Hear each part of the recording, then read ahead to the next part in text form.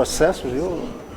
Cada processo que for redistribuído, juntar uma cópia, né, da ata, porque algum advogado pode contestar. Só. Entre os dois. Eva e Laudivon. Os da Câmara. Os da Câmara, né? Do pleno é entre todo mundo, se tiver algum pendente de... Não. Se no pleno tiver algum pendente também, aí é entre todos. Tem mandado de segurança, né?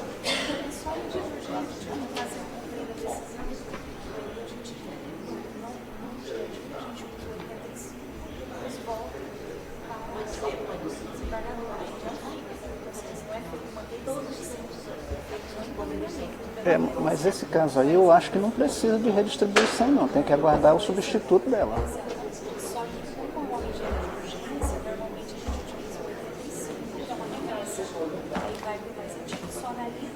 Nesse... Só que o 85 é...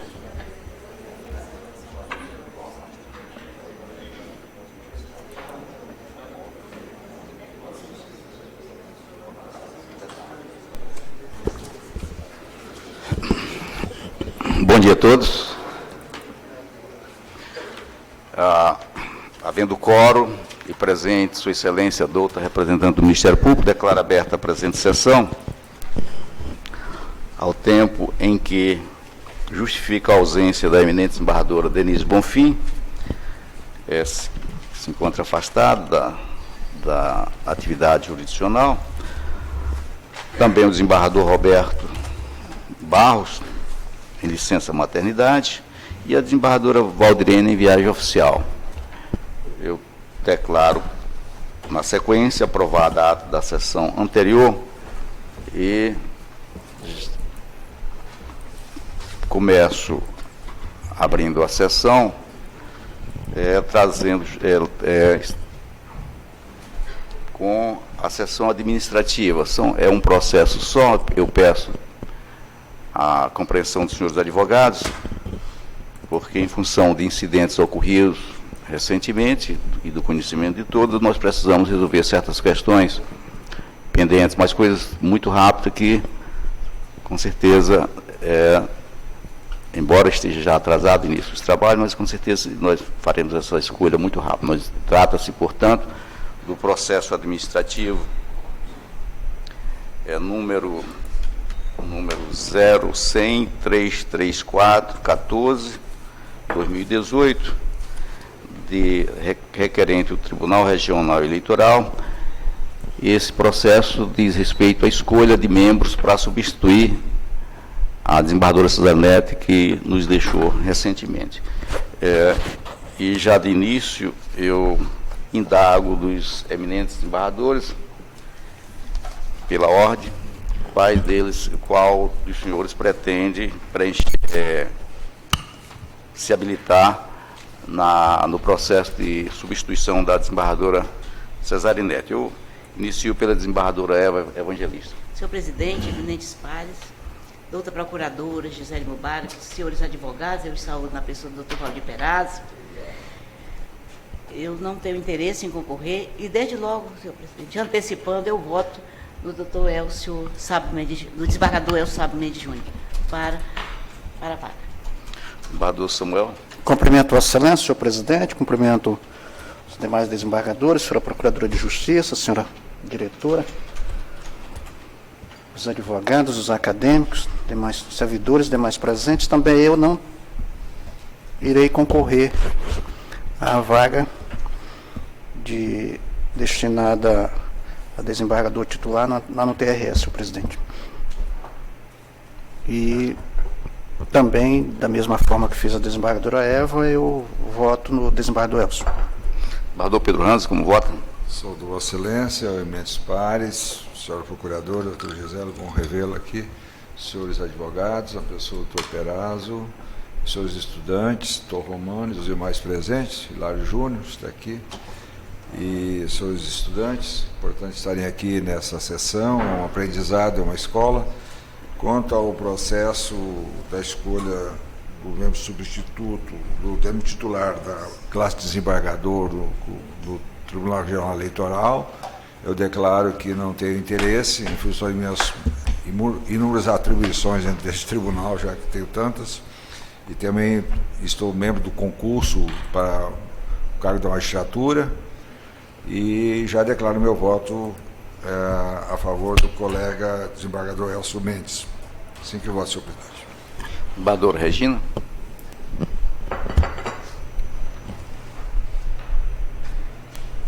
Cumprimento Vossa Excelência, desembargador Francisco Djalma, presidente em exercício, senhores desembargadores, senhora Procuradora de Justiça, doutora Gisele, senhores advogados, na pessoa aqui que eu saúdo, o zeloso e combativo causídico, nosso eterno defensor, doutor Valdir Perazzo, todos os senhores acadêmicos e servidores. Foi com muito pesar e consternação que tive que fazer o ofício a Vossa Excelência comunicando a vacância, pois o regimento do TRE nos exige que, imediatamente à ocorrência da vaga, nós informemos o TRE, o TJC, para a escolha de um novo membro, para o cumprimento de um novo biênio, deixada esta vaga pela nossa querida e eterna vice-presidente do TRE, desembargadora Cesarinete Angelim, que precocemente nos deixou. Ainda estamos perplexos, tentando abstrair esse rito de passagem precoce dela, mas, enfim, temos que seguir a vida. Fiz o ofício pedindo urgência, inclusive, para que todos possam entender, em razão da situação excepcional em que estamos vivenciando. Estamos em pleno processo eleitoral, a menos de 40 dias do pleito, do primeiro turno, vários registros de candidatura, várias ações e atividades que estão envolvendo todos nós, inclusive todos os nossos suplentes, desde a classe dos desembargadores, todos estão envolvidos, e da classe também de juiz de direito, e inclusive até suplentes da classe de juristas. Então, portanto, nós precisamos urgentemente suprir esta vaga. Então, eu acompanho integralmente todos que já se pronunciaram, votando no colega desembargador Elcio Mendes. Ok, desembargadora Regina, desembargador Laudivon. Senhor presidente, eu saúdo Vossa Excelência, saúdo os eminentes pares, a senhora Procuradora de Justiça, doutora Gisele, cumprimento também os outros advogados aqui presentes, acadêmicos, partes interessadas e servidores desta casa. Registro de antemão, senhor presidente, que não tenho interesse em concorrer a essa vaga e já indico ao cargo, a função lá no TRE de titular do desembargador Elcio. Ok, desembargador Júnior Alberto. Senhor presidente, minhas saudações, assim como aos eminentes pares, senhora Procuradora de Justiça, senhores advogados, partes, estudantes. Eu também, desde já, esclareço que eu não possuo interesse em ocupar o cargo de membro titular do TRE, na classe de desembargador. E também, assim como os que me antecederam, eu voto no nome do desembargador Elcio Mendes. Ok, então, por unanimidade, o tribunal... Excelência, senhor presidente. Vossa Excelência. O senhor vota. Votar. Desculpa, então. Bom, Presidente. eu também voto, escolho o desembargador Elcio Mendes como membro, desejando-lhe boa sorte, embora um momento como esse é um momento de muita tristeza para nós, mas o desembargador Elcio seja feliz e com certeza Vossa Excelência irá substituir a desembargadora Cesarinete à altura daquilo que ela faria. Parabéns, então. Desembargador Elcio. Só agradecer a confiança depositada pelos eminentes pares à minha pessoa. Estou à disposição a servir o Tribunal Regional Eleitoral. Ok, então unanimidade do tribunal. Elegeu o desembargador Elcio para a composição do Tribunal Regional, devendo a casa, a administração do administração do tribunal prover as diligências necessárias à efetivação dessa indicação. Ok? Obrigado, então. Bom, nós temos uma outra questão aqui. Bom, encerramos, né?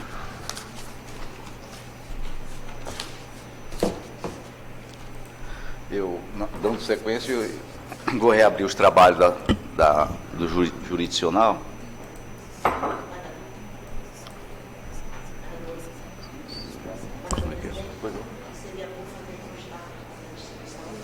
Pois não, desembargador. Bom, pois não, desembargador. Muito obrigado, então, pela...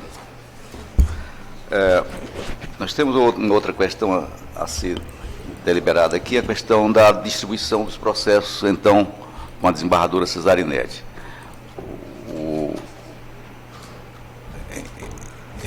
Em reunião há pouco, ficou deliberado que os processos da desembargadora Cesarinete seriam aqueles processos, aquelas medidas cautelares de urgência serão distribuídas entre os membros da Câmara. Não é isso, desembargadora Eva? Entre os membros da Câmara.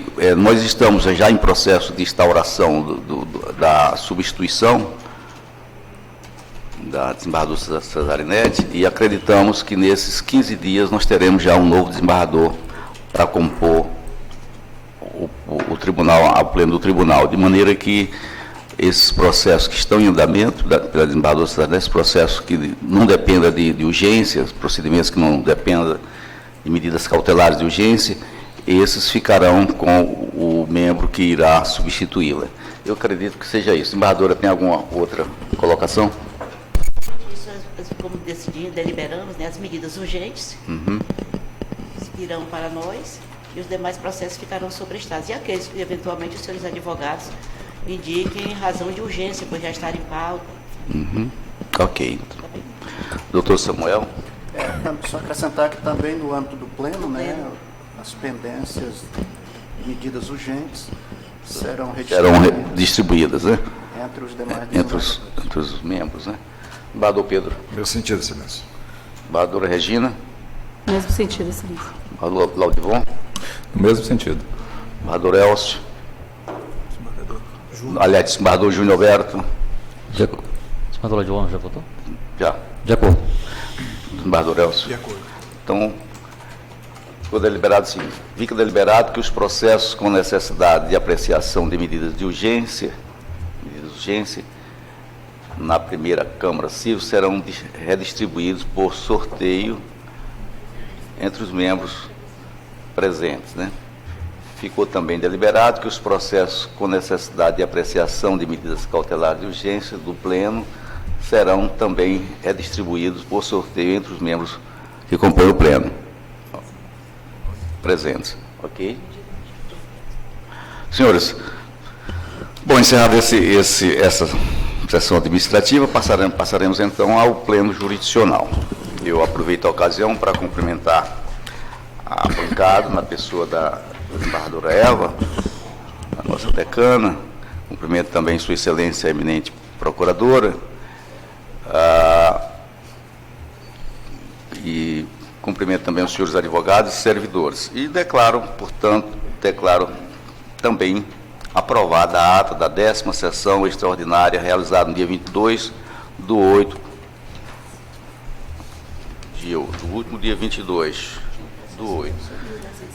justificando também a ausência, como anteriormente já feito, a ausência da desembargadora Denise Bonfim, por licença, desembargador Roberto, licença paternidade, aliás, e desembargadora Valdirene Cordeiro, em viagem oficial.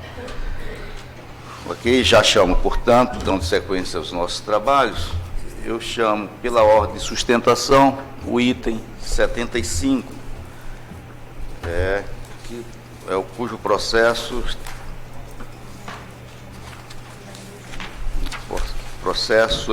é uma revisão criminal, número 1001-093-50/2018, da relatoria do desembargador Júnior Alberto, revisor desembargadora Eva Evangelista,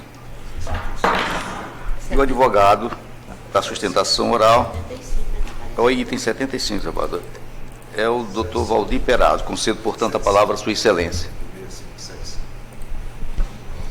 Senhor presidente, novas saudações, demais pares, procuradora de justiça, advogados, partes. Trata-se de uma revisão criminal com pedido de antecipação de tutela interposta por Samuel Barbosa Carlos, devidamente qualificado nos autos, contra o acórdão 24885 da Câmara Criminal deste Sodalice, que manteve incólume a sentença condenatória proferida pelo juiz da infância e da juventude da comarca de Rio Branco, a qual condenou o revisionando a cumprimento da pena de 17 anos e 22 dias de reclusão em regime inicial fechado pela prática do crime tipificado no artigo 217-A caput, combinado com o artigo 226, inciso 2, na forma do artigo 71 caput, todos do Código Penal.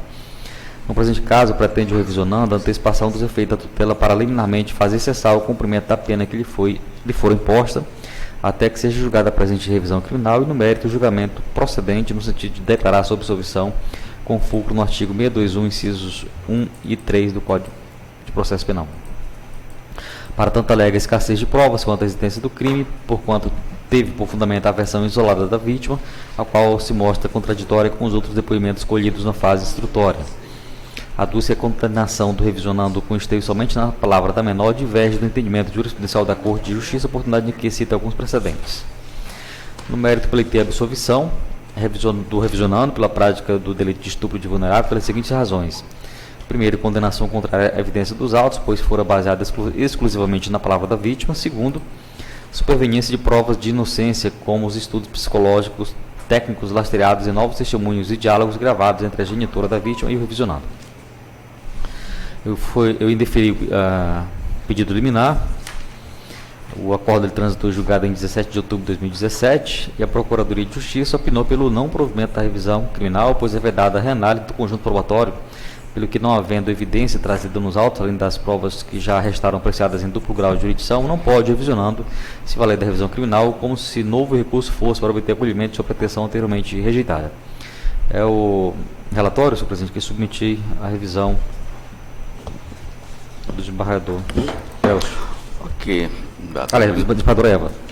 Havendo sustentação, concedo a palavra pelo prazo regimental, sua excelência, eminente advogado, doutor Valdir Perazzo. Gostaria inicialmente, senhor presidente, de externar o sentimento de pesar pelo passamento da desembargadora Cesarinete Angelini. Senhor presidente, senhores desembargadores, senhora representante do Ministério Público, Samuel Barbosa Carlos foi denunciado pelo Ministério Público supostamente pela prática do crime do artigo 217-A do Código Penal Brasileiro. O revisionando foi condenado pela segunda vara da infância e da juventude a pena de 17 anos e 22 dias. Apelou dessa decisão, senhor presidente, e a decisão foi confirmada. Houve o trânsito em julgado, razão pela qual a defesa maneja agora uma ação de revisão criminal com fundamento no artigo 621, inciso 1 e 2 e 3 do Código de Processo Penal Brasileiro. Senhor presidente, trata-se de uma falsa acusação, de uma fake news, como se diz os jovens na linguagem da atualidade. Andréa Calçada é autora do livro Falsas Acusações de Abuso Sexual, livro organizado pela Associação de Pais e Mães Separados, cujo objetivo foi orientar magistrados e operadores do direito. Já na introdução do livro, a autora lembra um dos casos emblemáticos de falsa acusação ocorrida no Brasil. Todos lembramos disso, senhor presidente, o caso da escola base. Descobriu-se posteriormente que a acusação era falsa depois de 10 anos, as pessoas inocentadas. Nos Estados Unidos, houve situação similar. Na escola McMartin, a mãe constatou-se posteriormente que se tratava de uma esquizofrênica. Ora, a pessoa que faz a acusação, senhor presidente, tem um perfil que no mínimo se pode entender que se trata de uma borderline. Pois bem, os estudos relatados pela autora demonstram que as acusadoras, maioria esmagadora, são mulheres, as novas Medeias, como regra, não querem se submeter à investigação psicológica.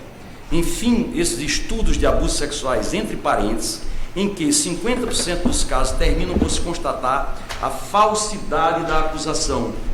É o que eu constato, senhor presidente, nesse livro que eu inclusive trouxe à colação. Terminam por se constatar a falsidade da acusação, conduziu o diagnóstico de síndrome de alienação parental. Me parece o caso aqui, senhor presidente, de uma alienação parental. Lamentavelmente, os magistrados, por desconhecerem a psicopatologia que envolve as falsas acusações de abuso sexual infantil, terminam por se colocarem como defensores das vítimas, quando na realidade deveriam ser pesquisadores da verdade. Pois bem, senhor presidente, esse livro é instigante, eu não poderia comentar todo, tenho apenas 15 minutos. Trata-se de uma situação similar. Ora, como é que vê essa acusação contra a pessoa de Samuel, senhor presidente? O revisionando é um jovem músico sem mácula alguma. Pois bem, Samuel viveu 5 anos em união estável com a mãe de Ana Beatriz Pires Teles, a suposta vítima, senhora Cláudia Cristina Mendonça de Oliveira, até 2012. Do consórcio nasceram 2 filhos. Portanto, Samuel tem 2 filhos dessa relação com Cláudia, a mãe da suposta vítima, e uma criança também com a mesma idade do filho mais novo da primeira relação. O revisionando vinha exercendo o direito de visitas normalmente, porém, no meio do caminho tinha uma pedra, como diz o poeta. Voltou a namorar e passou a viver em união estável com a nova namorada, com quem teve mais um filho varão, que está na primeira infância. Os problemas se iniciaram exatamente quando Cláudia constata a nova relação do revisionando. A partir daí passou a criar inúmeras dificuldades para que ele não tivesse acesso a seus filhos, uma visível alienação parental. Dizia Cláudia: se você quer ter contato com os filhos, procure a justiça. Não encontrando outra alternativa, o acusado, ora revisionando, buscou a Defensoria Pública. No dia 29 de 7 de 2015, Cláudia comparece à polícia e faz uma queixa dizendo que sua filha lhe contara que tinha sido abusada. Pasme, excelência, o que ela diz na justiça não é que a menina sofreu um abalo psicológico, mas que a menina temia que os 2 filhos de Samuel fossem abusados como ela fora. Ora, em regra as pessoas se queixam da violência que sofrera e não a preocupação com terceiras pessoas, os filhos biológicos de Samuel. Pois bem, o que ela diz lá na delegacia? Que hoje decidiu falar porque ficou com medo quando o autor começou a pegar os filhos dele com a mãe e passar o fim de semana juntos. Então ela ficou com medo de acaso acontecer alguma coisa com seus irmãos. Senhores embargadores, a tese de Cláudia, inculcada na filha, Cláudia é violenta, atrabiliária, desequilibrada e manipuladora. Não sou eu que estou dizendo, senhor presidente, ela mesma que diz em gravações que foram posteriormente gravadas pelo revisionando. Todos os depoimentos colhidos na polícia e judicial testificam o perfil desequilibrado de Cláudia.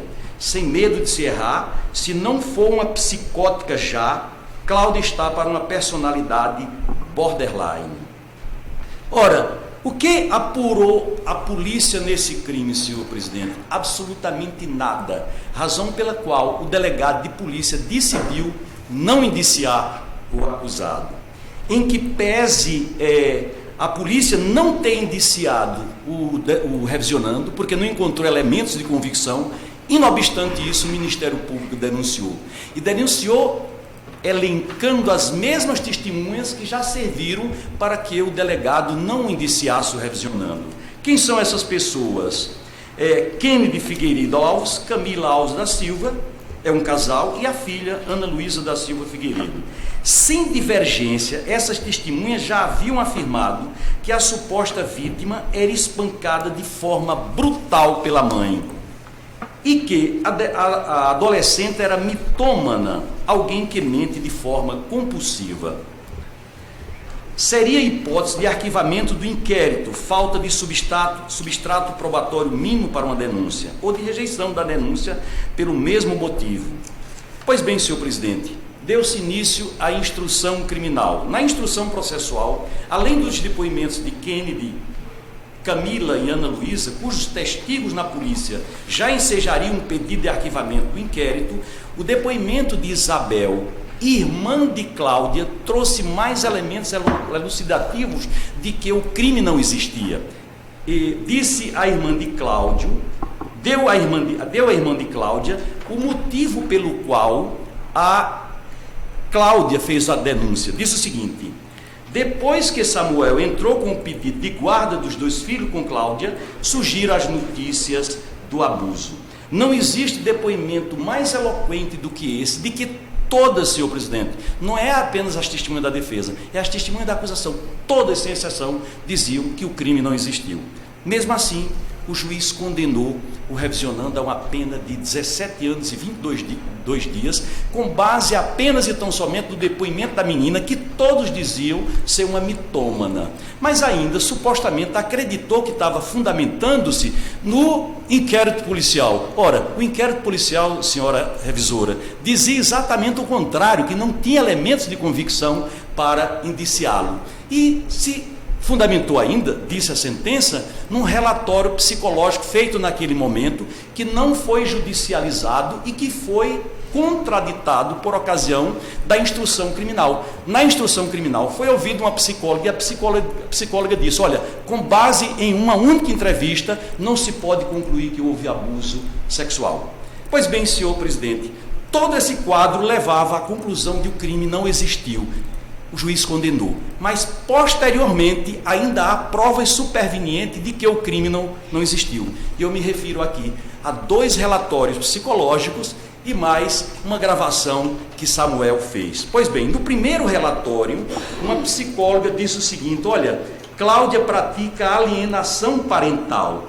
Além disso, essa psicóloga colheu o depoimento da menina e disse o seguinte sobre ela. Afirmou também, isto é, Cláudia dizendo à psicóloga, afirmou também que Ana Beatriz mente, que acredita na própria mentira, sintomas de psicopatia. Quem está dizendo isso é a própria mãe da filha. E num segundo relatório, senhor presidente, esse aqui ainda é mais grave, de que o crime não existiu, porque é extraído da declaração da própria mãe de Ana Beatriz.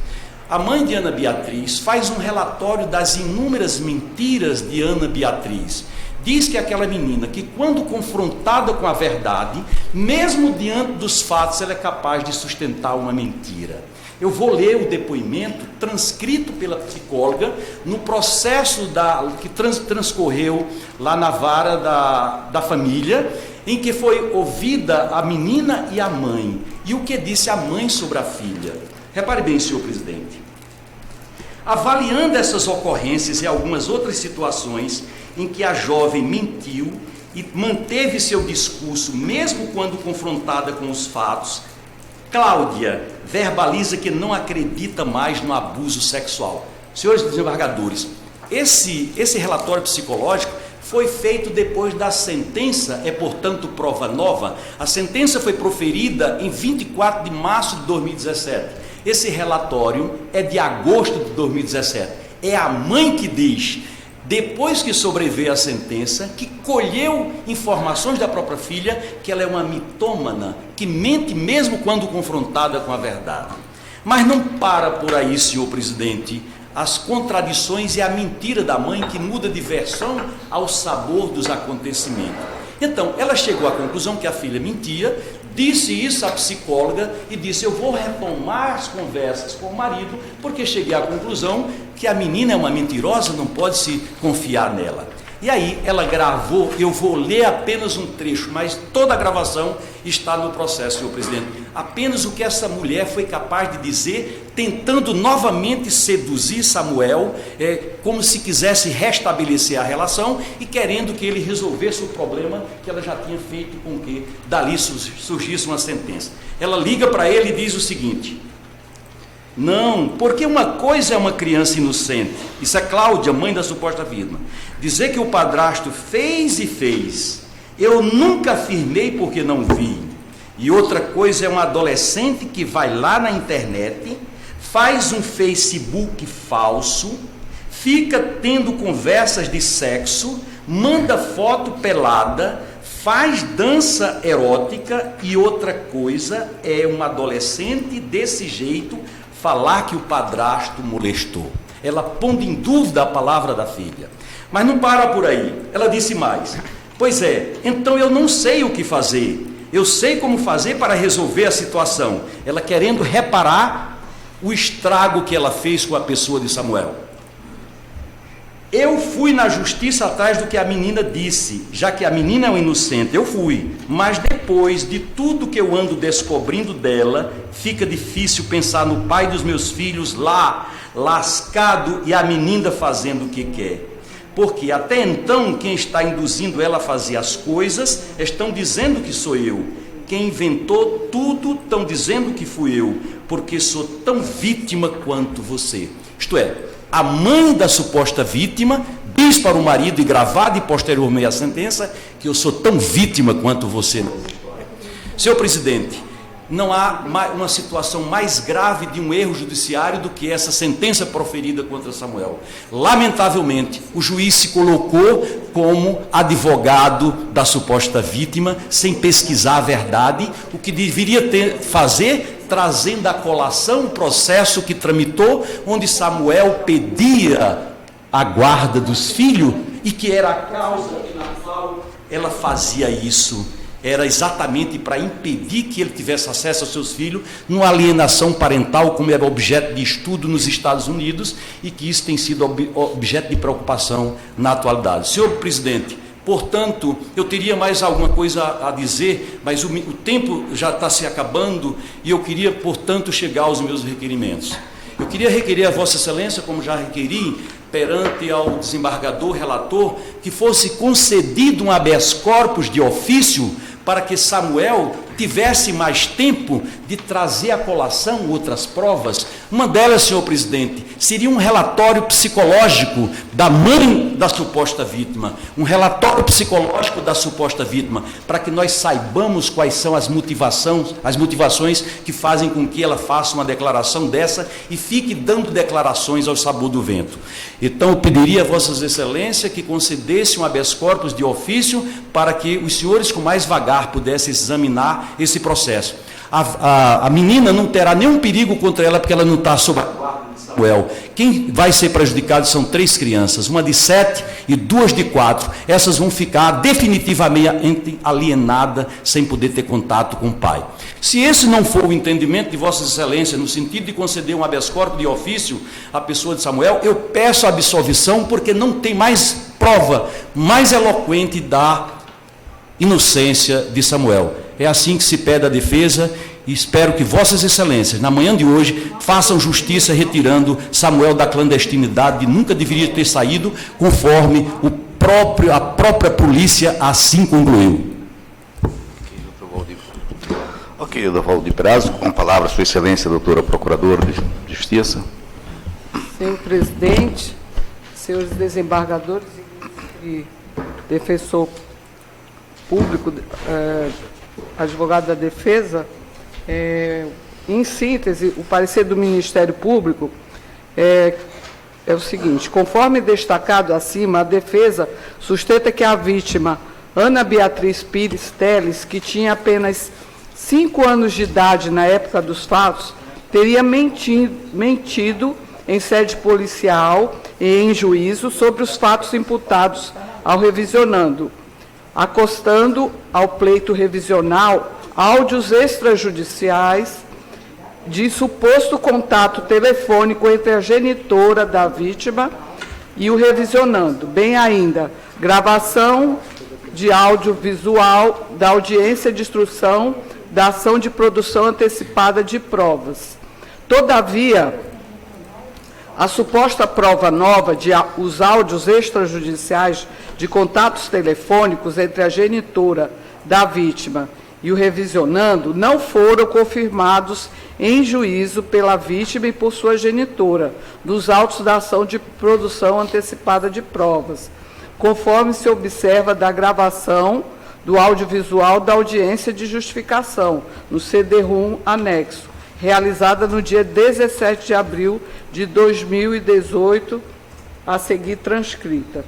A vítima, Ana Beatriz Pires Teles, em juízo, na audiência de justificação, ratificou diversas vezes a veracidade dos fatos imputados ao revisionando, bem como destacou que o revisionando após a condenação, ligou para a ofendida pedindo perdão, sendo oportuno destacar que ao término das declarações, a vítima estava chorando. E essas são as declarações dela agora na audiência de justificação, abre aspas, que tem agora 16 anos, que o Samuel é meu ex-padrasto, que tinha 5 ou 6 anos, que reafirma que aconteceu, que a primeira vez ele ligou pedindo para eu me retratar. Aí depois ele ligou querendo me ver pessoalmente, que ele queria conversar, pois não queria que a gente terminasse assim. E na hora ele pediu perdão, que reafirma que os fatos aconteceram da forma que eu descrevi, que antes do áudio dele me pedindo perdão, ninguém acreditava, que não tem motivo para mentir, que não tenho nada a ganhar ou perder com isso. Declarações da vítima. A razão pela qual, Excelência, o Ministério Público manifesta pela improcedência da revisão criminal. Excelência, eu poderia fazer um esclarecimento fático apenas, 30 segundos. Eu concedo a palavra a Sua Excelência, o relator, se ele eventualmente aquecer, doutor Júnior. Pois não, doutor Valdir, a intenção já esgotou, agora que o senhor seja bem sucinto. 15 segundos. Excelência, o Ministério Público disse que ela não ratificou, que não há prova nova. Na realidade, Excelência, a senhora Cláudia, em juízo, na justificação, disse que a voz era sua, a autenticidade é da voz dela e do diálogo. Ela manteve a versão anterior, mas a prova é nova e ela reconhece como sua voz. Pois não, de Bajur. Ok, muito obrigado. Posso lançar meu voto, senhor presidente? Pois não. Inicialmente eu agradeço e cumprimento o doutor Valdir Perazzo, brilhante sustentação, sempre combativo aí na defesa dos seus constituintes. E senhor presidente, eu examinei aqui o caso, inclusive recebi os familiares do acusado em meu gabinete e estudei minuciosamente a questão. E eu estou lançando o voto aqui, senhor presidente, no sentido de julgar improcedente a revisão criminal. E digo por quê. A revisão criminal representa ação constitutiva negativa em desfavor de decisão condenatória já transitada em julgado, objetivando corrigir o erro judiciário. Logo, só será admissível quando o caso concreto subsumir-se na moldura do artigo 621 do Código de Processo Penal, não servindo tal instituto jurídico para propiciar uma terceira instância de julgamento. No caso, o revisionando limita-se a externar os seus pontos de inconformismo com a sentença e com a fase instrutória do processo, declarando que a instrução e julgamento do caso não foram realizados de forma escorreita, ou seja, claramente pretende o revisionando a reanálise do caso. Embora o revisionando fundamente a presente revisão nos incisos 2 e 3 do artigo 621 do Código de Processo Penal, apresentando áudios extrajudiciais de conversas telefônicas entre ele e a mãe da vítima, refutando as provas e depoimentos prestados perante o juiz de primeiro grau, de outro modo, o teor da referida conversa não foi confirmado pela vítima nos autos da ação de produção de prova. Inclusive, a revisão vem instruída com um CD-ROM.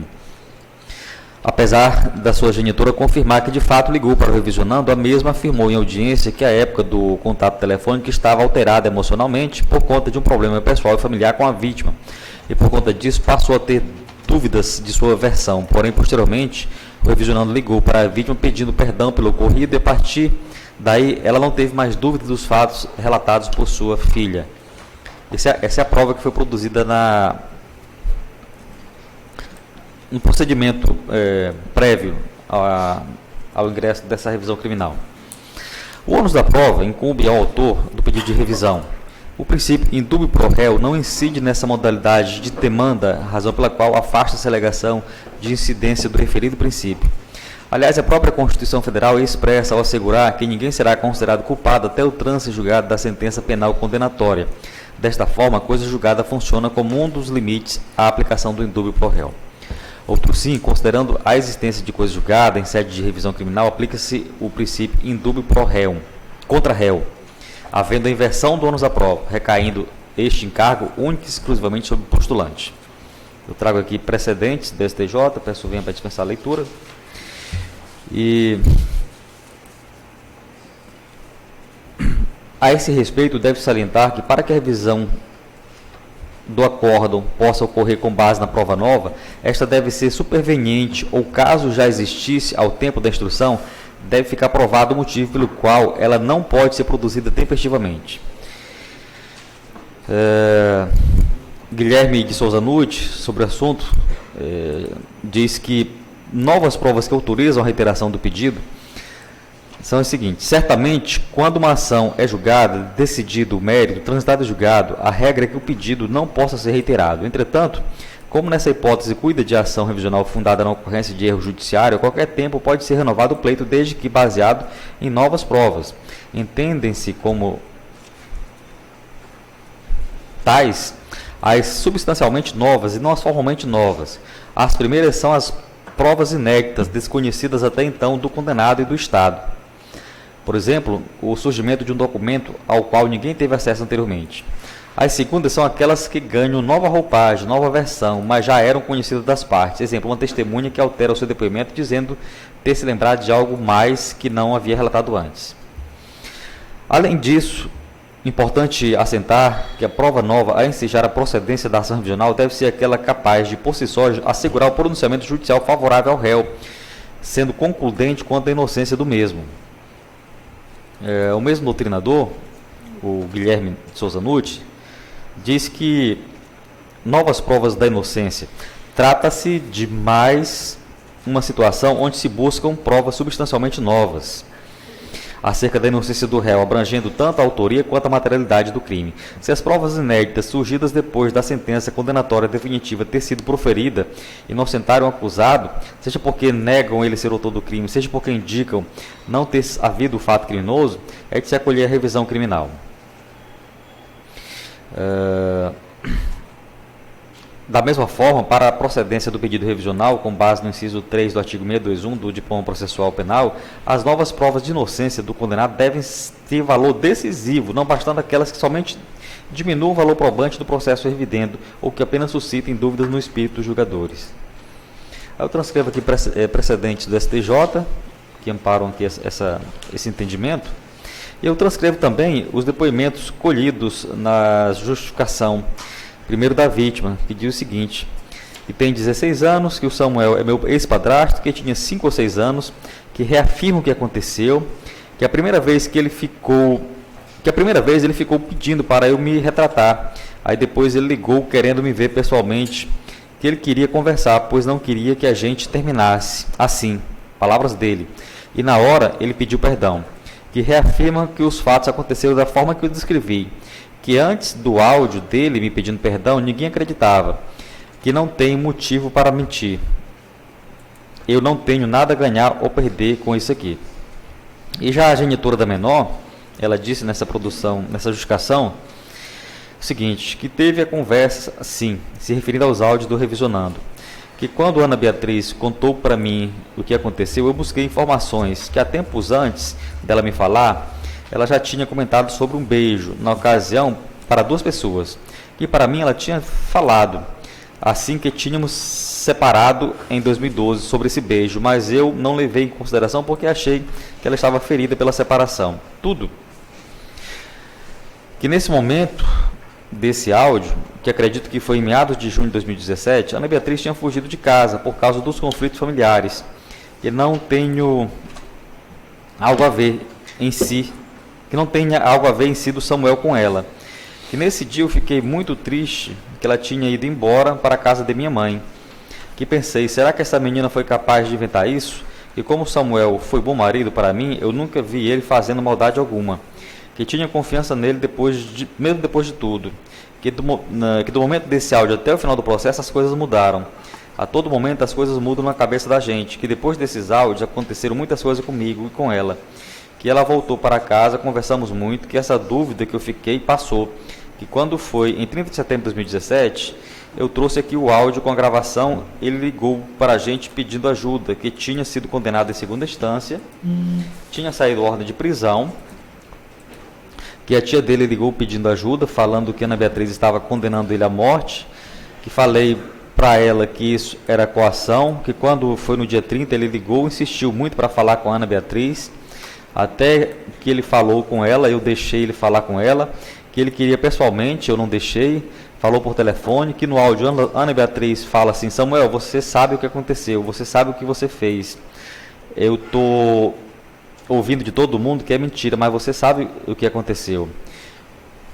E ele insistindo para vê-la, e ela falou: e ela falou: quer me ver para quê? Que ele disse: para pedir perdão a você.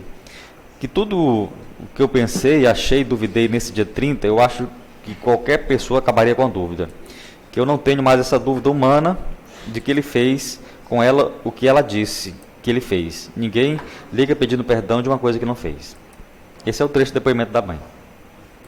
Eu digo aqui no meu voto que, como se vê, não houve retratação.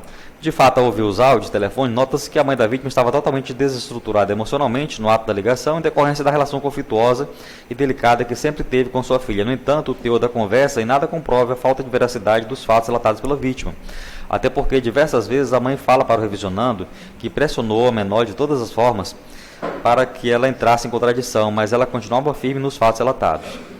A mãe da vítima relata que a menor gostava do revisionando, pois ele era a figura paterna protecionista que ela nunca teve, porém, hoje ela tem uma revolta com todos. Daí questiona-se o que gerou tanta mudança no comportamento e essa revolta repentina com o mundo. De certo, uma decepção, uma violência, a qual apenas quem sofreu a dor intensa que sente uma criança ao ser molestada. Em reforço, a testemunha Camila Alves relatou que a vítima tinha muito medo da mãe, ou seja, se a relação sempre foi conflituosa, a obviedade, a vítima não possuía intimidade e muito menos segurança suficiente para relatar fatos à época de sua ocorrência para sua mãe. Afora isso, justamente por ser uma criança ainda em tenra idade, no período de abusos sofridos, a princípio a vítima não compreendia que os atos libidinosos eram uma agressão ou violência, até porque restou incontroverso nos autos que ele jamais machucou e não houve penetração, e sim atos disfarçados de carinho, porém eróticos, com mordidas, beijos em sua genitália, masturbação, toques, etc. A vítima claramente afirmou que apenas anos mais tarde teve consciência do malefício a qual estava sendo exposta, até porque o agressor representava a figura do seu pai. Logo, o simples fato da vítima contar o ocorrido apenas anos mais tarde não anula o delito. Acresço que a circunstância de que tenho por relevante que não vislumbro qualquer ato de vingança em razão da ação de guarda que o revisionando propôs em desfavor da mãe da vítima, com a qual possui 2 filhos menores, pois os fatos foram noticiados à autoridade policial bem antes, em 29 de julho de 2015, da interposição da referida ação, que foi em 29 de setembro de 2015. Em remate, o depoimento contido no relatório psicológico de páginas 107 e 111 nada comprova não ocorrência do delito, pois tanto a avó materna da vítima como sua tia apenas reafirmam suas convicções a respeito do caso, ratificando os depoimentos de outrora, não havendo qualquer dado, informação nova apta a desconstituir a sentença. Como se nota, o revisionando não apresenta qualquer elemento probatório capaz de corroborar suas alegações e elidir provas produzidas durante a instrução processual devidamente submetidas ao contraditório e ampla defesa, limitando os seus argumentos a mero inconformismo com o desfecho do caso. Portanto, objetivando a presente revisão, a presente ação autônoma afastar a possível condenação de um inocente, não se presta a revisão criminal ao simples reexame das provas que já foram avaliadas de forma razoável na decisão revidenda, pois é lícito ao magistrado ao proferir a sentença penal sopesar os elementos probatórios favoráveis e contrários ao acusado, podendo inclusive condená-lo com fundamento em um deles, e a sua decisão restará imune à reapreciação se não forem trazidos novos elementos de prova. Afora isso, a revisão criminal não se presta a eternizar os processos criminais nem para permitir que as mesmas provas que já levaram à condenação do acusado sejam revistas ad eterno pelo tribunal, porque o seu escopo magno é desconstituir a sentença penal condenatória que contraria de forma clara e duvidosa a evidência dos autos, isto é, que traduz a condenação do acusado, quando todos os elementos de provas apontam para a sua inocência, o que não é o caso dos elementos de prova trazidos pelo revisionando, pois não demonstram de forma incontestável o erro do julgador e sim reforçam o acolhimento da sua pretensão anteriormente rejeitada. Então, eminentes pares, eu trago aqui farto repertório jurisprudencial e estou lançando voto aí pela improcedência da revisão criminal. E quanto ao pedido de concessão de habeas corpus de ofício, senhor presidente, que foi apresentado em plenário, eu, por não vislumbrar aí uma flagrante legalidade, eu não conheço mesmo. É assim que eu voto, senhor presidente.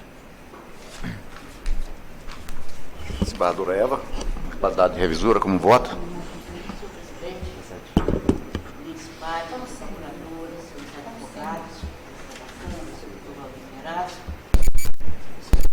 Perazzo. Eu integro a saudação os senhores estagiários e os servidores desta corte, na pessoa da doutora Denise, diretora do tribunal, diretora judiciária. Pois bem, senhor presidente, essa trata-se de uma revisão criminal, conforme já disse o eminente relator. A revisão criminal vai ser com pedido de liminar, foi proposta por Samuel Barbosa Carlos. E se volta contra o acordo da Câmara Criminal, deste Tribunal de Justiça, pela condenação a 17 anos e 22 dias de reclusão, regime inicialmente fechado, pela prática do delito tipificado no artigo 217 caput, combinado com o artigo 226.2, a teor do artigo 71 caput, todos do Código Penal. E alegando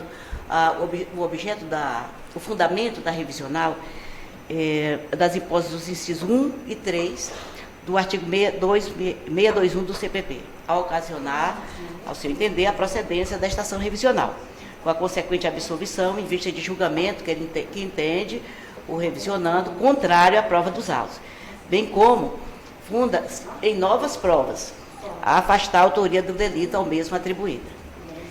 Eu digo que a revisão criminal ela é uma ação penal de impugnação autônoma de índole constitucional que instaura a relação jurídico-processual contra a decisão transitada em julgado. Possui natureza de ação de conhecimento de caráter constitutivo negativo destinada a corrigir decisão judicial da qual já não caiba recurso. É o caso, né? Visa o benefício do acusado como finalidade de reparar injustiças ou erros judiciários, protegendo tanto o status de libertatis quanto o status de dignitatis do réu.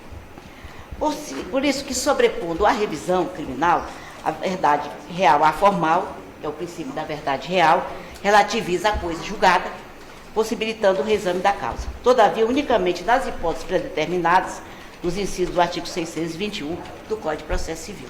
Há um marco para o manejo da revisão criminal, é do 621 e seus incisos do Código de Processo Penal.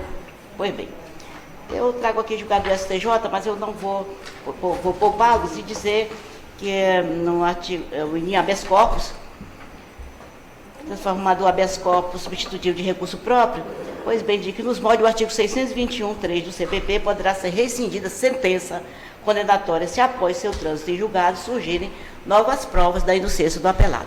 Como há dois fundamentos, contrariedade à prova dos autos e o fundamento de prova nova, vou avaliar os três. Pois bem, eu constato que o revisionando, ele sustenta sua tese em contrariedade à prova dos autos e em provas novas. Quais seriam essas provas novas? Seriam relatórios psicológicos datados de 2016 e 2017, oriundo dos autos 70, 99, 78, 31, 2015, que versam sobre a ação de guarda de seus filhos. E o segundo seriam os áudios entre a genitora, áudios, conversas telefônicas mantidas entre a genitora da vítima e o revisionado, nos quais a genitora demonstra dúvida acerca dos fatos narrados pela filha. Pois bem, eu digo que dos autos eu extrago que o revisionando, desde 2007 até 2012, época da sua convivência marital com a genitora da vítima, prevalecendo-se da condição de padrasto, segundo a denúncia, desta, né, supostamente mandava a menor, que tinha 5 anos ao tempo, tomar banho enquanto isso observava, até ato seguido acariciava e mordia sua vagina e se masturbava na frente da criança, fazendo-a manipular o órgão sexual dele. Esses fatos vieram à tona em 2012, após a vítima contar à genitora o que acontecia em casa durante sua ausência. Pois bem, eu também verifico que a motivação da sentença, na tese da contrariedade à prova dos autos, né, que a motivação da sentença e do acordo deste Tribunal de Justiça, eles foram motivados considerando os elementos constantes dos autos originários. Quais sejam? Primeiro, declarações da menor e de sua genitora que foram prestados ao Ministério Público e à autoridade policial em primeiro momento, bem como na fase judicial, assegurando os fatos entre aquela e o revisionado. B, o relatório psicológico datado do ano de 2015, que concluiu pela existência de situação abusiva para com adolescente, que está na página 64. E o depoimento de testemunhas que não presenciaram os fatos. Também é um depoimento da psicóloga Luana Lira Freitas, transcrito em sentença. Aqui consistiria essa prova nova. Assim, eu destaco a negativa de conclusão do laudo pericial para a prática dos fatos delituosos páginas 51 e 59, dispensaria no primeiro momento o sopesamento das palavras da vítima e de sua genitora. Pois bem, eu digo que a própria genitora, embora tenha afirmado que atualmente acredita plenamente nas palavras da filha, afirmou ter dúvida quanto aos fatos, no momento em que ficou sabendo deles, conforme depoimento que prestou em sede judicial, transcrito na sentença. Na sentença ela diz o seguinte: afirmou que no dia que Ana Beatriz lhe relatou os fatos, não debateu, só conversou com ela o porquê da rebeldia. Fecha aspas, página 80. Quanto ao valor probatório atribuído ao depoimento da vítima, eu tenho que o depoimento da vítima ele sempre sobreleva a qualquer outro. E eu trago somente referências de julgados, e diz, sobretudo, quando o depoimento da vítima não possui a credibilidade necessária em ensejar uma condenação segura. É a aplicação do aforismo do princípio indúbio pro réu, se ter mantido. Nesse caso aqui, houve uma apelação desprovida. Pois bem, os demais depoimentos prestados pelas testemunhas, eu deles colhi contrariedade entre si. Estou falando da justificação.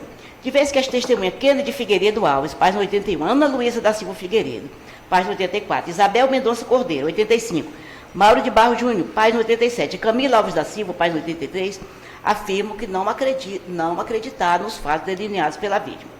De outro lado, a psicóloga que foi ouvida, Luana Lira Freitas, a página 84, argumentou que a palavra da vítima é coerente, é firme, e que, ao seu entender, tem certeza do que fala. Pois bem, eu digo que é consabido que as provas de ambas as partes processuais devem ser dispensadas de igual valor, não podendo ensejar édito condenatório provas autorais isoladas, ignorando-se as demais. Em julgado também recente, do Tribunal de Justiça de Minas Gerais, que as declarações da vítima isoladas não podem ensejar um decreto condenatório. A igualdade de tratamento a ser dispensada às partes, não podendo a versão de uma ter o peso superior à da outra. Eu não estou aqui a questionar a instrução processual do juízo de primeiro grau, nem sequer a análise estou apenas a dizer que a motivação encontrada para a condenação foi exatamente aquela centrada na prova dos autos. Pois bem, eu digo que também não é dado olvidar que nos crimes de natureza sexual, que geralmente ocorrem na clandestinidade, a palavra da vítima possui elevado valor probatório, possui entendimento dos tribunais superiores e do nosso próprio tribunal, com densa jurisprudência a respeito. Eu penso que neste caso, e aqui eu compreendo os contornos da revisão criminal, compreendo os contornos que não possibilita ao julgador, em sede de revisão criminal, aferir, a não ser a questão posta nos autos. A revisão criminal, ela tem que oferecer esta prova consolidada para o julgamento em justificação. A justificação judicial tem este objetivo, de oferecer essa prova consolidada. E digo que existe uma referência a um áudio este, de conversa, há uma referência na justificação judicial, este áudio de conversa entre a revisionanda e a genitora da vítima. E este áudio, a transcrição do áudio, ele foi encartado como prova nova e objeto da ação de produção de prova antecipada, que é a justificação judicial, que está na página de número 700, 953, 86.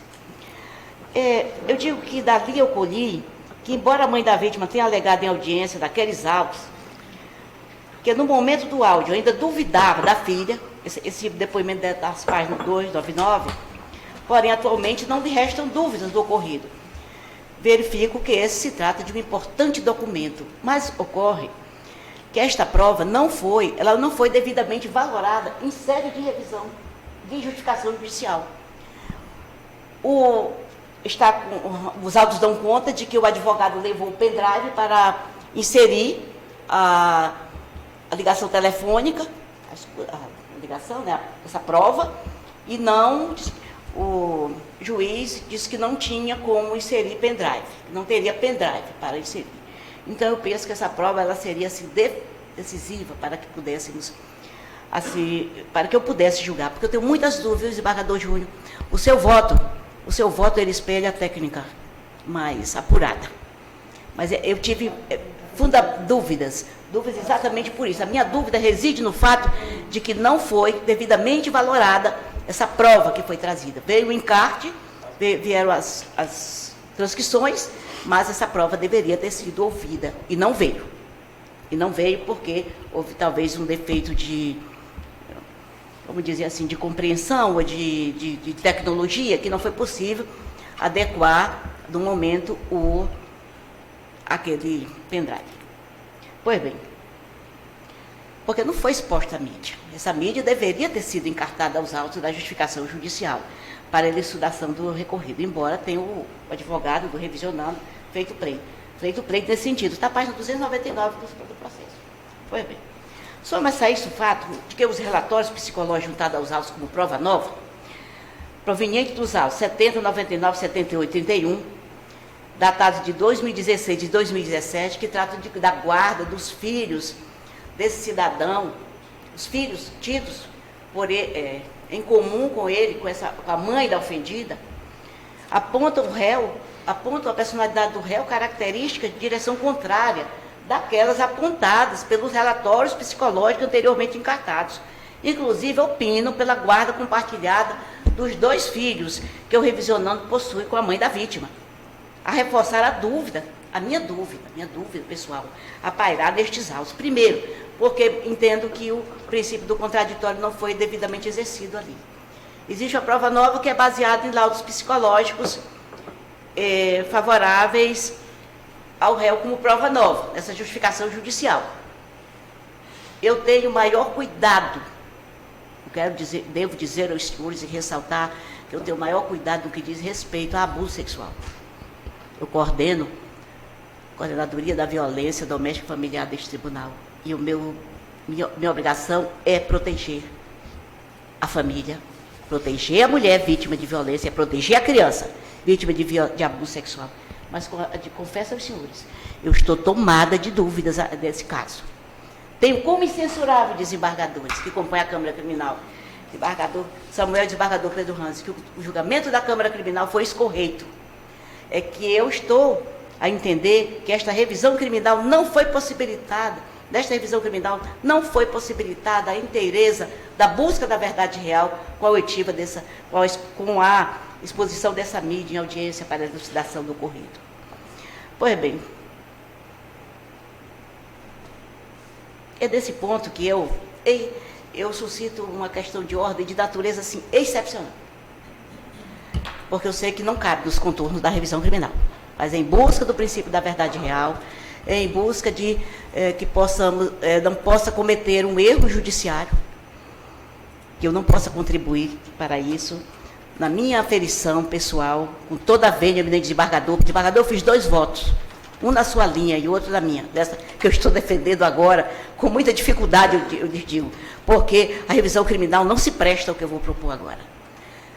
Pois bem, com base no princípio da verdade real, eu proponho ao eminente relator e ao tribunal que o relator possa designar uma comissão de psicólogos, mínimo de 2, para efeito de relatório psicológico atualizado, a ser confeccionado mediante entrevista à vítima e sua mãe.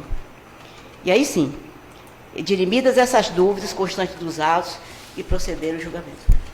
Porque eu penso que esses relatórios, de 2016, 2015, 2016, 2017, esta é a suscitação que eu faço, embora entendendo que não caiba nos estreitos lindes da revisão criminal. Mas por esse motivo, por entender que foi cerceado o direito do revisionando em revisão, em justificação judicial. É assim que voto, dessa primeira parte. Desembargador Júnior Alberto.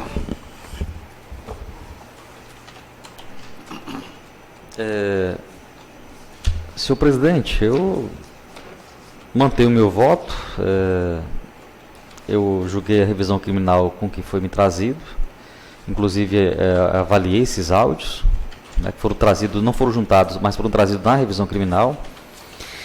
E Eu, com relação à questão de ordem, eu estou encaminhando o voto pela sua rejeição, senhor presidente. A menos que a corte entenda que eu seja vencido nesse particular, né? Ok, então a proposta da desembargadora Eva, no sentido de que os autos se constituam uma comissão, psicólogo, para que se realize uma Avaliação psicológica. Avaliação psicológica da vítima e da genitora da menor, né? Desembargador Samuel, Vossa Excelência. Senhor presidente, eu fui revisor destes autos na Câmara Criminal, revisor do desembargador Pedro Ranzi, né? Esse julgamento é recente. E, na época, eu examinei bastante a situação e, considerando que nós estamos em sede de revisão criminal, onde essa prova, respeitando o posicionamento da desembargadora Eva, teria que ter sido juntado, peço vênia para indeferir a questão de ordem e prosseguir com o julgamento. Né? Desembargador Pedro Ranzi. É questão bastante fácil, também é complexo. Primeiro, eu só vou ingressar aqui no quanto ao habeas corpus de ofício, também eu não conheço, do ilustre causídico. E quanto eu entendi, isso parece que é um fato, que essa prova nova, peço ver, assim entendi do senhor ilustre advogado, ela foi juntada posteriormente ou não foi juntada, foi posteriormente que veio essa prova nova. E não está nos autos, como disse a eminente desembargadora, revisora, desembargadora Eva. Se existe prova nova não é processualmente, não existe essa possibilidade, mas de ofício, acompanhando aqui a divergência, e temos que buscar a verdade, e o juiz da verdade, eu acho que não custa, né, mesmo a posição já tomada na Câmara e tudo mais, mas eu acompanho a senhora desembargadora Eva para que se junte essa prova nova, que se faça, né, se busque todos os meios possíveis para que, se vier a verdade mesmo, mantida o que é relatado até o presente. Então, nesse sentido, eu peço vênia às divergências, mas eu acompanho a senhora desembargadora Eva nesse sentido, da busca dessa prova nova mesmo, né, para suspender o processo e baixar em diligência para ser o encaminhamento de Vossa Excelência, me permite, se eu entendi, e que se busque, então, essa prova nova da forma proposta por Vossa Excelência. E que das propostas, se eu entendi que não foi juntado esse pendrive ou algo assim, que se junte e também se forme a comissão necessária para essa avaliação psicológica, sustentada também aqui pela eminente advogada, doutor Valdo de Perazzo. Assim que eu voto, senhor presidente. Gente, eu não voto nesse processo, mas eu tenho a impressão, desembargadores, que, como há uma dúvida levantada pela desembargadora Eva, ela não vai conseguir ultrapassar essa dúvida sem esse elemento de convicção. Eu tenho a impressão que, já que a desembargadora Eva não vai ter condição de votar, manifestar um voto sobre o que está se pleiteando na revisão, eu tenho a impressão que essa perícia seria o melhor caminho a ser adotado, a fim de que ela pudesse votar com todas as suas informações necessárias para que ela protasse uma decisão que realmente representasse as convicções dela. Mas, de qualquer maneira, eu ouço a desembargadora Regina sobre essa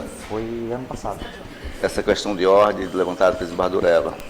Sim, Excelência, eu me ative com bastante respeito e consideração à explanação da desembargadora Eva, revisora, mas eu vou rejeitar a questão de ordem, porque esta situação ocorreu quando a criança tinha 5 a 6 anos. Essa justificação foi feita ano passado, ela tinha de 12 para 13 para 14 anos, quer dizer, o quadro psicológico dela é completamente diferente, provavelmente, do que ela possa dizer hoje ou do que aconteceu lá atrás. Então, eu tenho dificuldades, de fato, nessas justificações, Porque, normalmente, o que ocorre são que os padrastos que abusam, eles pressionam a família para que a parte vá lá e diga o que eles querem que seja dito. Não estou dizendo que seja o caso deste caso, porque cada caso é um caso e nós sabemos conflitos humanos, todos os dias estamos a tratar e dar tratamento a esta epidemia do crime que é a violência sexual no lar. Mas, neste caso concreto, eu pressinto que... Pressinto não. Neste caso concreto, eu rejeito a questão de ordem, Excelência, pedindo as vênias à nobre revisor. Deputado Laudivon Nogueira. Senhor presidente, eu sigo no mesmo entendimento externado pela desembargadora Regina, entendendo que não seria o caso de acatar essa questão de ordem, pedindo vênia e prosseguir. Desembargador Elcio Mendes. Também sigo o posicionamento do eminente relator, tanto com relação à questão de ordem, como com relação ao não conhecimento do habeas corpus de ofício. Bom, desembargador, agora eu voto. Vossa Excelência Eu voto de medo, vai votar. Né? Bem, eu penso que não preciso mais... Esta foi uma tentativa de busca da verdade real, mas atendo-me à questão de que essa prova nova não se encontra efetivamente consolidada nos autos, ela não diz respeito única e exclusivamente na audiência de justificação aos laudos psicológicos, até o de 2017, até mais recente, mas também ao fato de não ter sido recebida o pendrive das... Eu vou votar em razão da convicção que eu devo desenvolvido em casos análogos a este, entendendo que a prova é aquela coligida na instrução criminal. Porque essa prova nova da justificação judicial, ela não se aperfeiçoou. Então, como não se aperfeiçoou a prova da justificação judicial, por esses, os laudos, o laudo psicológico que eu me referi, seria um dos aspectos que eu abordei. Falta de juntada do pendrive, mas houve requerimento do advogado, não foi acolhido, por defeito tecnológico, vamos chamar assim, que eu não... Esse áudio, a mídia não foi juntada aos autos. Em sendo assim, coerente com os julgamentos deste tribunal, nos quais prepondera a palavra da vítima, eu acompanho o voto do eminente relator. Não tenho como dizer aqui, porque eu não tenho... A revisão criminal, ela não se presta a uma revisão, não é uma apelação. Senão, estaria... Mas aqui não é o caso. Então, tenho como rígida a prova coligida até aqui. Sem prejuízo de que nova revisão criminal possa ser realizada, a qualquer tempo. Ok, então, unanimidades.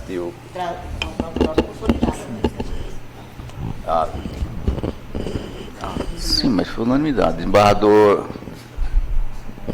Samuel, desculpe. Senhor presidente, eu acompanho o voto do relator, seguido pela revisora, para julgar improcedente a revisão e também por não vislumbrar flagrante ilegalidade. Eu não conheço do habeas corpus que foi requerido da tribuna. Senhor presidente, o desembargador terminou, a excelência concluiu, embora a gente tivesse embutido, quando eu falo que a prova é consolidada e está rígida, eu também, nesse sentido, não conheço o pedido de habeas corpus. Nós vamos vislumbrar a ilegalidade. Desembargador Pedro Ranz. Já, nas sessões anteriores, já quanto ao habeas corpus eu também já manifestei, e quanto ao mérito, eu acompanho o senhor relator. Ok, desembargadora Regina. Eu acompanho integralmente o senhor relator, todas as vênias, a nobre defesa e combativa defesa feita pelo revisionando. Desembargador Laudivon. Senhor presidente, eu julgo improcedente a revisão, acompanho o senhor relator integralmente, também não conheço do habeas corpus de ofício, por não vislumbrar nenhuma ilegalidade. Desembargador Elcio. Também acompanho o relator. A unanimidade, senhor tribunal, julgar improcedente a presente revisão, nos termos do voto do relator, negando também o habeas corpus. Também não conhecendo do habeas corpus levantado, trazido a efeito da tribuna pelo eminente advogado. Senhor presidente, gostaria de fazer uma proposição à Corte, Vossa Excelência e à Corte. como marcamos, você já anunciou o resultado? Como teremos um ato religioso agora, imaginou-se que em ato religioso de conforto, a família da desembargadora Cesarinete Angeli, eu proporia a suspensão da sessão para que retornássemos após esse ato. Não será demorado, cerca de 1 hora, e com a venha dos senhores advogados para prosseguir a sessão. Ok, eu consulto os eminentes colegas e... Estou de acordo, Excelência. Não seria o caso, talvez, de transferir? Transferir para a próxima. Transferir essa sessão para a próxima quarta, né, Esmeralda? Ok, de então... luto, né? Tem habeas corpus? Não tem nenhum habeas corpus, então vamos suspender a sessão. Suspender não, vamos... Senhor presidente, encerrar. seria o caso de ouvir se algum advogado com alguma objeção. Assim, Alguns dos senhores têm alguma objeção, nós vamos ter um ato religioso aqui nas dependências do tribunal. Fica para a quarta que vem, né? Os senhores advogados, se não tiverem algum... Reinclui, né, na próxima prova. Reinclui tudo na próxima sessão já. Ok? Fica reincluído. Quarta-feira próxima.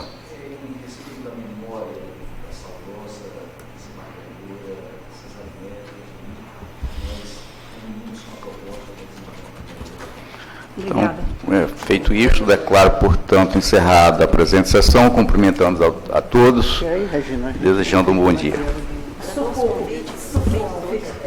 Foi ótimo. se os advogados quiserem comparecer, Ficando os senhores advogados intimados para a próxima sessão.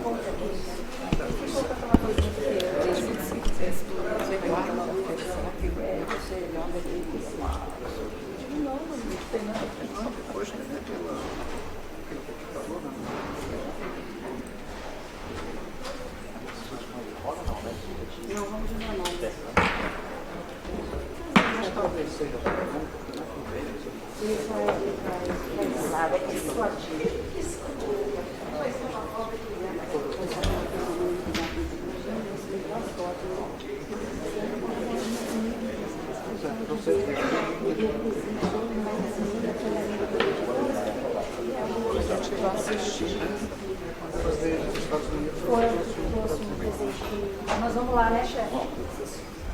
Já vai agora, chefe? Aí eu vou ao banheiro também. Ô, Regina, aí é só quem vai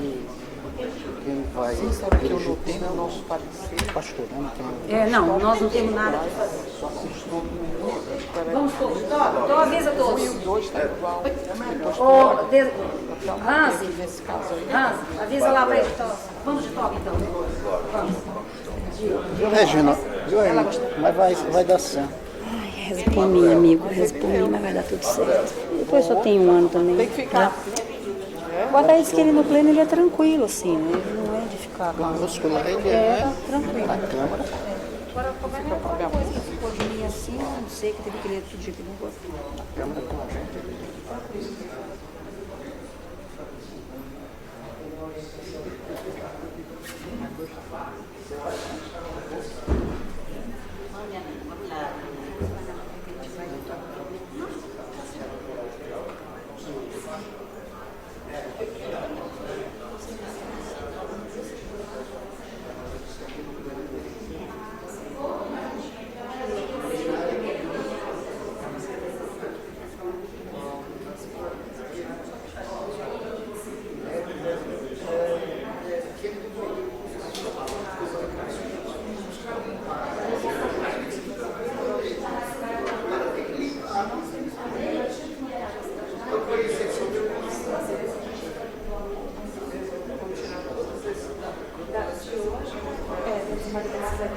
Já avisei. Já avisei lá hoje, viu? Tá lá. Sim.